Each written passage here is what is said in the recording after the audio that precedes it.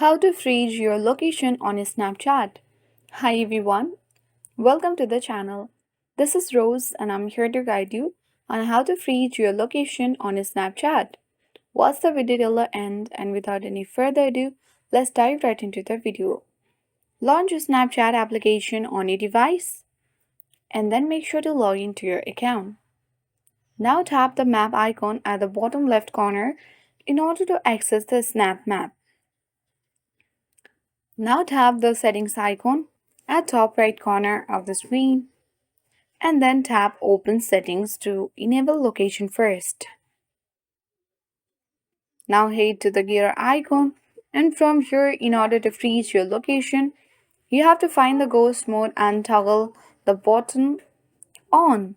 When enabled your friends can see your location. So this will keep it active indefinitely or you have to select until turn off in order to keep it active indefinitely and this hides the location from friends. Other thing you can do is simply open the device settings and then scroll down. Select apps and then app management.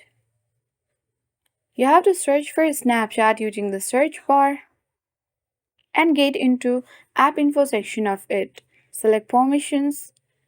Now you have to choose the location option or you can also select other option if instead there is location and tap don't allow.